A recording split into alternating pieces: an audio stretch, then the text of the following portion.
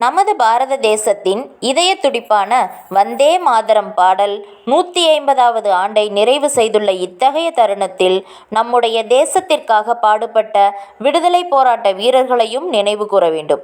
இவ்வாறு சுதந்திரத்திற்காக பாடுபட்டவர்களை மக்களுக்கு நினைவூட்ட அவர்களுடைய புகைப்படங்களை தன்னார்வம் கொண்டு ஏற்பாடு செய்து வருபவர்தான் திரு முத்துவேல். கோவை மாவட்டம் மலுமிச்சம்பட்டியைச் சேர்ந்தவர். பெயிண்டிங் தொழில் செய்து வருகிறார்.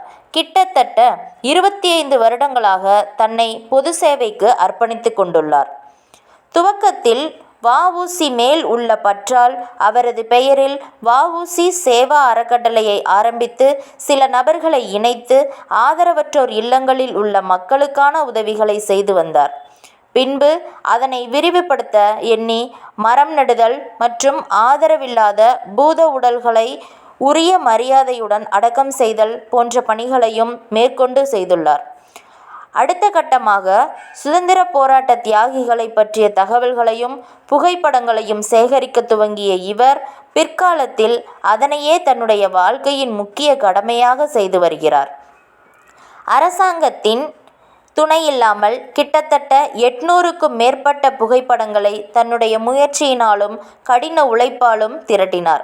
அதிலும் கோவையில் மட்டுமே 210 படங்களை சேகரித்துள்ளார். அந்த காலகட்டத்தில் வலைதளங்களிலேயே மொத்தம் 31 விடுதலை போராட்ட வீரர்களை பற்றி தகவல்கள் மட்டும்தான் இருந்துள்ளது. இவ்வாறு சேகரித்த படங்களை பள்ளி கல்லூரிகளில் மற்றும் பொது இடங்களில் காட்சிப்படுத்தவும் தவறியதில்லை. ஒருமுறை பள்ளி ஒன்றின் கண்காட்சியினை ஏற்பாடு செய்தபோது அங்கே வந்த ஒருவர் ஒரு சுதந்திர போராட்ட தியாகியின் அடையாள படத்தை அடையாளம் காட்டி இவர் தன்னுடைய தாத்தா என்றும் இவரது படம் எங்களிடமே இல்லை எனவும் கூறி தன்னுடைய தொலைபேசியில் அதனை புகைப்படம் எடுத்துக்கொண்டு சென்றாராம். இப்பேற்பட்ட ரோஜாக்களும் இவருடைய முள் நிறைந்த பாதையில் மலர்ந்தும் உள்ளது. சமீபத்தில்தான் இவருக்கு அரசாங்கம் விருதளித்து சிறப்பித்துள்ளது.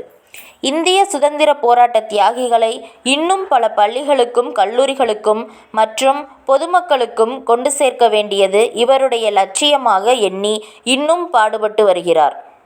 இவருடைய சேவையை மனிதர்களுக்கு மட்டும் நிறுத்தி கொள்ளாமல் சாலையில் போக்குவரத்தில் அடிபட்டு உயிரிழக்கும் நாய்களின் பூத உடல்களையும் உரிய மரியாதையுடன் அடக்கம் செய்து வருகிறார்.